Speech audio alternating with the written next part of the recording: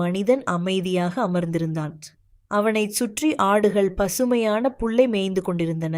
அவற்றின் ஒவ்வொரு அசைவையும் அன்புடன் கவனித்தபடியே அவன் மெதுவாக ஒரு நாட்டுப்புற பாடலை முணுமுணுத்தான். அவனின் குரல் அதிகாலையின் தென்றலோடு கலந்து தூரம் வரை பயணித்தது. மரக்கிளைகளில் இருந்த பறவைகளின் இனிய கீச்சொலியும் அவன் பாடிய மென்மையான பாடலும் ஒன்றொடொன்று கலந்து இயற்கையே ஒரு இசை கச்சேரி நடத்துவது போல தோன்றியது. ஆடுகள் அவனின் குரலை கேட்டபடி அமைதியாக மேய்ந்தன. அவ்வப்போது சில குட்டி ஆடுகள் துள்ளி விளையாடி மீண்டும் அவனை நோக்கி ஓடி வந்தன. அவன் புன்னகையுடன் அவற்றை தடவியபடி பாடலை நிறுத்தாமல் தொடர்ந்தான். சூரியன் மெல்ல உயரத் தொடங்கிய போது மரத்தின் நிழல் நிலத்தில் நீண்டு விரிந்தது. குளிர்ந்த காற்று முகத்தை வருட அந்த எளிமையான வாழ்க்கையின் அமைதி அவனது மனதிலும் ஒரு நிறைவான மகிழ்ச்சியை ஏற்படுத்தியது.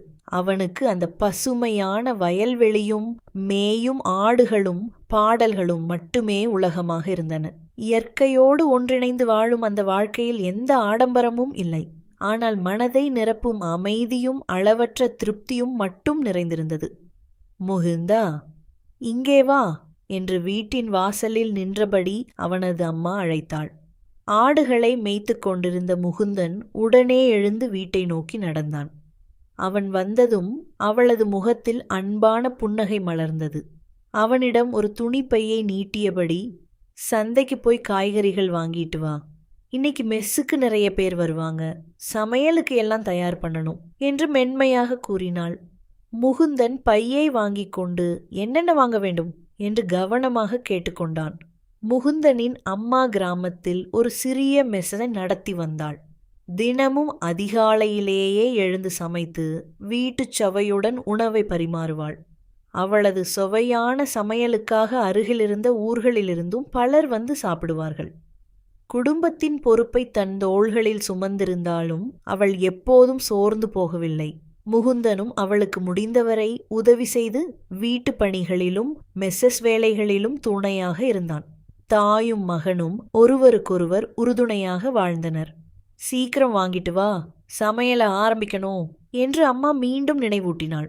சரி அம்மா என்று புன்னகையுடன் பதிலளித்த முகுந்தன் துணிப்பையை தோளில் மாட்டிக்கொண்டு கிராமச் சந்தையை நோக்கி உற்சாகமாக நடக்கத் தொடங்கினான். முகுந்தனுக்கு ஒரு வித்தியாசமான பழக்கம் இருந்தது.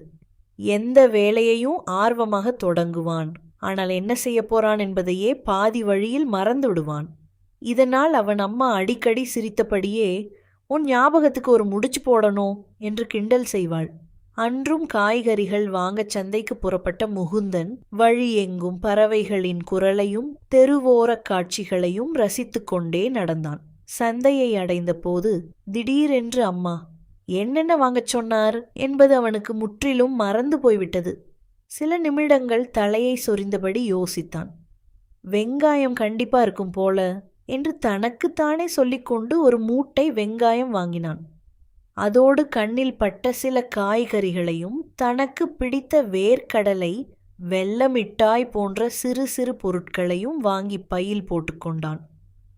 இதுதான் அம்மா சொன்னது இருக்கலாம் என்று மனதை சமாதானப்படுத்தி கொண்ட முகுந்தன் வாங்கிய பொருட்களை தோளில் சுமந்தபடி மகிழ்ச்சியாக வீட்டை நோக்கி நடந்தான். தான் முக்கியமான சில பொருட்களை மறந்துவிட்டான் என்ற எண்ணமே அவனுக்கு வரவில்லை. வீட்டின் வாசலை அடைந்தவுடன், அம்மா எல்லாம் வாங்கிட்டு வந்துட்டேன் என்று பெருமையுடன் குரல் கொடுத்தான். அவன் முகத்தில் இருந்த தன்னம்பிக்கையை பார்த்தால் உலகிலேயே சிறந்த வாங்குபவர் அவன்தான் என்று யாரும் நினைத்திருப்பார்கள். முகுந்தன் வாங்கி வந்த பையை திறந்த அவனது அம்மாவின் முகம் ஒரு கணத்தில் மாறியது. சமையலுக்கு தேவையான காய்கறிகள் எதுவும் இல்லை. வெங்காயமும் முகுந்தன் தனக்காக வாங்கிய சில சிறு பொருட்களும் மட்டுமே இருந்தன. அவளுக்கு ஒரு நிமிஷம் என்ன பேசுவது என்பதே புரியவில்லை. முகுந்தா, நான் இவ்வளவு சொல்லியும் காய்கறி வாங்காமல் எப்படி வந்துட்ட என்று கோபமும் வருத்தமும் கலந்த குரலில் கேட்டாள். அப்போதுதான் முகுந்தனுக்கு தான் வாங்க வேண்டிய முக்கியமான பொருட்களையே மறந்துவிட்டது நினைவுக்கு வந்தது. அவன் தலை குனிந்து அமைதியாக நின்றான். அம்மா மெதுவாக வாசலில் இருந்த நாற்காலியில் அமர்ந்தாள். மதிய உணவுக்காக மெஸ்ஸில் பலர் வருவார்கள். ஆனால் சமைக்கத் தேவையான காய்கறிகள் இல்லாமல் என்ன செய்வதென்று அவளது மனம் பதற்றத்தில் ஆழ்ந்தது. நேரமும் வேகமாக கடந்து கொண்டே இருந்தது. தினமும் தன் கைகளால் சமைத்த உணவை நம்பி வரும் வாடிக்கையாளர்களை ஏமாற்ற விரும்பவில்லை. அந்த எண்ணமே அவளுக்கு மிகுந்த கவலையை ஏற்படுத்தியது. சமையலறையை நோக்கியும் காலியாக இருந்த காய்கறி கூடையை நோக்கியும் மாறி மாறி பார்த்தபடி அமைதியாக யோசித்துக் கொண்டிருந்தாள். தான் செய்த தவறால் அம்மா இவ்வளவு கவலைப்படுவதை பார்த்த முகுந்தனின் மனம் கனத்து போனது. அவளது முகத்தில் தெரிந்த ஏமாற்றம் அவனை மிகவும் வருத்தமடையச் செய்தது. அந்த அமைதியான வீட்டில் சில நொடிகள் யாரும் ஒரு வார்த்தை கூட பேசவில்லை. அம்மாவின் கவலையான முகத்தை பார்த்த முகுந்தன் சில நொடிகள் அமைதியாக யோசித்தான். திடீரென்று அவனது கண்களில் ஒரு மின்னல் தோன்றியது. அம்மா, காய்கறி இல்லைன்னா என்ன, வெங்காயம் இருக்கே, அதையே வைத்து ஒரு புதுசா சமைச்சு பார்ப்போமா என்று உற்சாகமாக கேட்டான். முதலில் அவனது அம்மாவுக்கு அந்த யோசனை சிரிப்பாகவே தோன்றியது. ஆனால் வேறு வழி இல்லாததால் சரி, முயற்சி பண்ணி பார்ப்போம் என்று சம்மதித்தாள். முகுந்தனின் ஆலோசனைப்படி நிறைய வெங்காயத்தை நறுக்கி நறுமண மசாலாக்களுடன் வதக்கி மென்மையான பரோட்டாவுக்குள் நிரப்பி ஒரு புதிய உணவை தயாரித்தார்கள். மதிய நேரத்தில் மெஸ்ஸுக்கு வந்த வாடிக்கையாளர்களிடம் இன்றைய சிறப்பு உணவு வெங்காய பரோட்டா என்று பரிமாறப்பட்டது. புதிய சுவையை ஆவலுடன் சுவைத்த அனைவரும் அதன் மணத்தையும் சுவையையும் மனமாற பாராட்டினர். பலர் மேலும் ஒரு புரோட்டா கேட்டு சாப்பிட்டனர். அந்த நாள் முழுவதும் மெஸ்ஸில் ஒரே பேச்சு அந்த வெங்காய பரோட்டா தான். இப்படி ஒரு சுவையை இதுவரை சாப்பிட்டதே இல்லை என்று வாடிக்கையாளர்கள் கூறியபோது முகுந்தனின் அம்மாவின் முகத்தில் மீண்டும் புன்னகை மலர்ந்தது. காலையில் இருந்த கவலை மாலைக்குள் பெருமையாக மாறியிருந்தது. அந்த நாளுக்கு பிறகு வெங்காய புரோட்டா அந்த மெஸ்ஸின் சிக்னேச்சர் டிஷ் ஆகிவிட்டது. அந்த உணவின் பின்னால் இருந்த மறதியும் ஒரு மகனின் திடீர் யோசனையும் ஒரு தாயின் நம்பிக்கையும் அந்த சுவையில் என்றும் கலந்து வாழ்ந்தன. வெங்காய பரோட்டாவின் புகழ் நாளுக்கு நாள் உயர்ந்தது. அந்த மெஸ்ஸில் சாப்பிட்டவர்கள் அனைவரும் அதன் சுவையை பற்றி மற்றவர்களிடம் சொல்லத் தொடங்கினர். விரைவிலேயே திருமணங்கள், காதணி விழாக்கள், பிறந்த நாள் கொண்டாட்டங்கள், கோவில் அன்னதானங்கள் என பல்வேறு நிகழ்ச்சிகளுக்கு அந்த வெங்காய புரோட்டாவே வேண்டும் என்று சிறப்பு ஆர்டர்கள் வர ஆரம்பித்தன. முகுந்தனின் அம்மா ஒவ்வொரு ஆர்டரையும் மிகுந்த அக்கறையுடன் செய்து கொடுத்தாள்.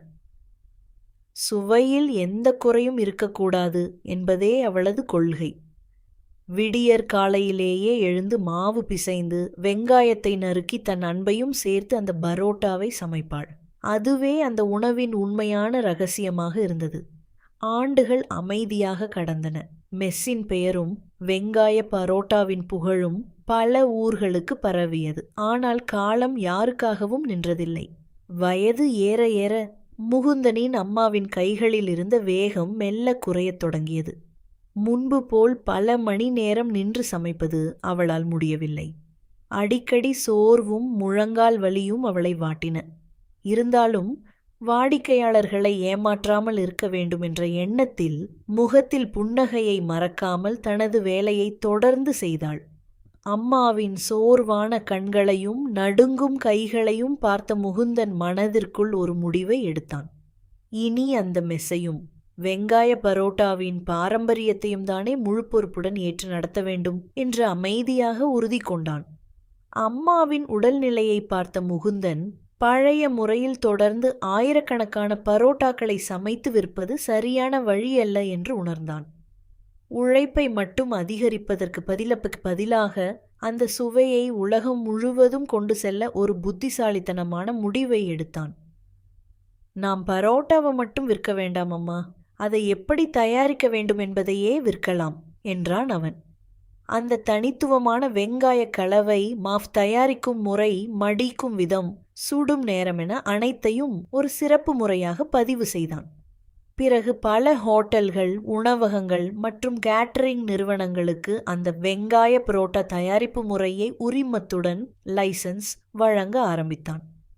அந்த முறையை பயன்படுத்தும் ஒவ்வொருவரும் ஒரு குறிப்பிட்ட தொகையை ராயல்ட்டியாக செலுத்த வேண்டும் என்ற ஒப்பந்தத்தையும் உருவாக்கினான். இந்த புதிய முயற்சி எதிர்பார்த்ததை விட பெரிய வெற்றியை பெற்றது. பல நகரங்களில் இருந்த உணவகங்கள் அந்த சுவையை தங்கள் வாடிக்கையாளர்களுக்கும் அறிமுகப்படுத்தின. முகுந்தனின் அம்மா தினமும் சமையலறையில் நிற்க வேண்டிய அவசியமில்லாமல் அவர்களது வருமானம் தொடர்ந்து அதிகரிக்க தொடங்கியது. ஒரு காலத்தில் மறதியால் வெங்காயம் மட்டுமே வாங்கி வந்த முகுந்தன் அதே வெங்காய பரோட்டாவை ஒரு சாதாரண உணவிலிருந்து ஒரு வெற்றிகரமான தொழில் மாதிரியாக மாற்றியிருந்தான்.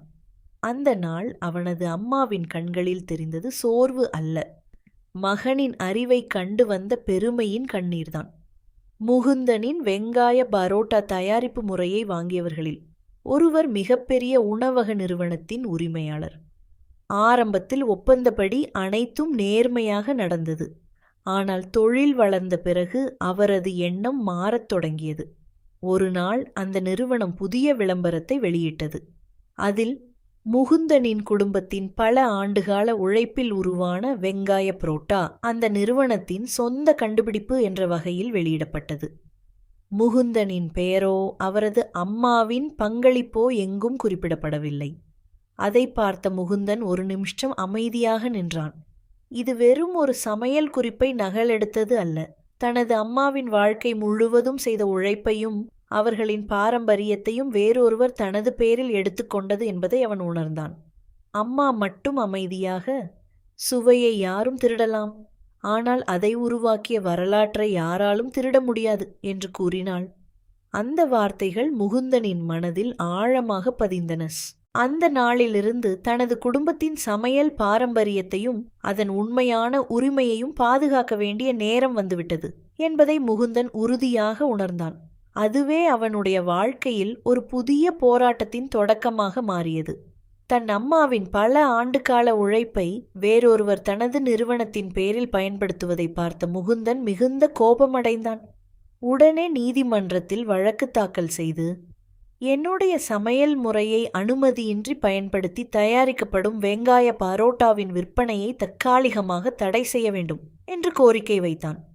நிறுவனத்தின் உரிமையாளர் நீதிமன்றத்தில், முகுந்தன் சொல்வது அனைத்தும் பொய், இந்த வெங்காய பரோட்டா எங்களுடைய சொந்த தயாரிப்பு, அவர் வெறும் புகழை பெறுவதற்காக இவ்வாறு குற்றம் சாட்டுகிறார் என்று வாதிட்டார். இரு தரப்பினரும் தங்களிடம் இருந்த ஆவணங்களையும் சாட்சிகளையும் சமர்ப்பித்தனர். வழக்கை முழுமையாக கேட்ட நீதிபதி, ஆவணங்கள் மட்டுமே இந்த வழக்கில் உண்மையை நிரூபிக்க போதுமானதாக இல்லை, இந்த சமையல் முறையின் உண்மையான உரிமையாளர் யார் என்பதை திறமையின் மூலமும் பரிசோதிக்க வேண்டும் என்று கூறினார். நீதிமன்றம் முழுவதும் அமைதியாகியது. பின்னர் நீதிபதி தனது தீர்மானத்தை அறிவித்தார். இரு தரப்பினரும் ஒரே நேரத்தில் நீதிமன்றம் நியமிக்கும் புகழ்பெற்ற தலைமை சமையல் கலைஞர்கள் குழுவின் முன்னிலையில் இந்த வெங்காய பரோட்டாவை தயாரிக்க வேண்டும். சுவை, தயாரிக்கும் முறை, நேரம், நுட்பம் மற்றும் பாரம்பரிய தன்மை ஆகிய அனைத்தையும் அவர்கள் மதிப்பீடு செய்வார்கள். அதன் அறிக்கையின் அடிப்படையில் இந்த நீதிமன்றம் இறுதி தீர்ப்பை வழங்கும். நீதிபதியின் இந்த உத்தரவு நீதிமன்றத்தில் இருந்த அனைவருக்கும் ஆச்சரியத்தை ஏற்படுத்தியது. இப்போது வெற்றி பெறுவது வாதங்களால் அல்ல, சமையல் திறமையாலும் உண்மையான பாரம்பரியத்தாலும் மட்டுமே முடியும். அந்த இறுதி சவாலுக்காக முகுந்தனும் நிறுவனத்தின் உரிமையாளரும் தயாராகத் தொடங்கினர். போட்டி நடைபெறவிருந்த நாள் வந்தது. நகரின் மிகப்பெரிய நட்சத்திர ஹோட்டலின் பிரம்மாண்டமான சமையலறையில் அனைத்து ஏற்பாடுகளும் செய்யப்பட்டிருந்தன. நீதிபதி நியமித்த தலைமை சமையல் கலைஞர்கள், உணவு நிபுணர்கள் மற்றும் ஊடக பிரதிநிதிகள் அனைவரும் அங்கு கூடியிருந்தனர். முகுந்தனும் பிரபல நிறுவனத்தின் உரிமையாளரும் தங்கள் குழுக்களுடன் நேரத்திற்கு வந்தடைந்தனர். போட்டி தொடங்கியதும் நிறுவனத்தின் உரிமையாளர் நவீன சமையலறையில் இருந்த எரிவாயு அடுப்பை ஏற்றி அளவு கோப்பைகள், ஸ்டீல் பாத்திரங்கள் மற்றும் இயந்திர உதவியுடன் சமையலை வேகமாக ஆரம்பித்தார். அனைத்தும் தொழில்முறை முறையில் துல்லியமாக நடைபெறுவதை பார்த்தவர்கள் அவரது அனுபவத்தை பாராட்டினர். ஆனால் முகுந்தன் முற்றிலும் மாறுபட்ட ஒன்றை செய்தான். ஹோட்டல் சமையலறையின் ஒரு பகுதியில் பெரிய விறகடுப்பை அமைக்கச் சொல்லி அதன் மீது பல ஆண்டுகளாக தனது அம்மா பயன்படுத்திய பெரிய அலுமினிய அண்டாவை வைத்தான். விறகின் தீ மெதுவாக எரிய அதன் புகை மணம் சமையலறை முழுவதும் பரவியது. வெங்காய பரோட்டாவின் சுவை அதன் பொருட்களில் மட்டுமில்லை, அது சமைக்கப்படும் முறையிலும் இருக்கிறது என்று அமைதியாக சொல்லியபடி முகுந்தன் வெங்காயத்தை மெதுவாக வதக்க ஆரம்பித்தான். அவன் ஒவ்வொரு கட்டத்தையும் அவசரமின்றி பாரம்பரிய முறையில் செய்து கொண்டிருந்தான். அந்த காட்சியை பார்த்த தலைமை சமையல் கலைஞர்கள் ஆர்வத்துடன் அவனது ஒவ்வொரு செயலையும் கவனிக்கத் தொடங்கினர். ஒரே சமையல், 2 முறைகள். ஒரு புறம் நவீன தொழில்நுட்பம், மறுபுறம் தலைமுறைகள் கடந்து வந்த பாரம்பரிய நுணுக்கம். உண்மையான வெங்காய பரோட்டாவின் ரகசியம் எதில் இருக்கிறது என்பதை அறிய அங்கிருந்த அனைவரும் ஆவலுடன் இறுதி முடிவுக்காக காத்திருந்தனர். தலைமை சமையல் கலைஞர்கள் இருவரும் தயாரித்த வெங்காய பரோட்டாவை மிகவும் கவனமாகச் சுவைத்து அதன் மணம், சுவை, மென்மை, பதம் மற்றும் தயாரிப்பு நுணுக்கம் ஆகிய அனைத்தையும் மதிப்பீடு செய்தனர். சிறிது நேர ஆலோசனைக்குப் பிறகு அவர்கள் தங்கள் அறிக்கையை நீதிபதியிடம் சமர்ப்பித்தனர். நீதிமன்றம் முழுவதும் அமைதியாக இருந்தது. நீதிபதி எழுந்து நின்று, இந்த வழக்கின் வெற்றியாளர் முகுந்தன். அவர் தயாரித்த வெங்காய பரோட்டா அதன் பாரம்பரிய சுவையையும் உண்மையான தயாரிப்பு முறையையும் முழுமையாக பிரதிபலிக்கிறது. இந்த உணவின் உண்மையான படைப்பாளியும் அதன் பாரம்பரிய உரிமையாளரும் முகுந்தன்தான் என்று தனது இறுதி தீர்ப்பை அறிவித்தார். நீதிமன்றம் முழுவதும் கரவொலியால் அதிர்ந்தது. தீர்ப்புக்கு பிறகு நிறுவனத்தின் உரிமையாளர் முகுந்தனிடம் வந்து கைகுலுக்கினார். நான் பயன்படுத்திய பொருட்களும் செய்முறையும் உன்னுடையதைப் போலவே இருந்தது. ஆனால் உன் பரோட்டாவின் சுவை மட்டும் வேறுபட்டது. அதில் நீ என்ன கூடுதலாகச் சேர்த்தாய் என்று மரியாதையுடன் கேட்டார். முகுந்தன் புன்னகைத்தபடி, நான் எந்த புதிய பொருளையும் சேர்க்கவில்லை.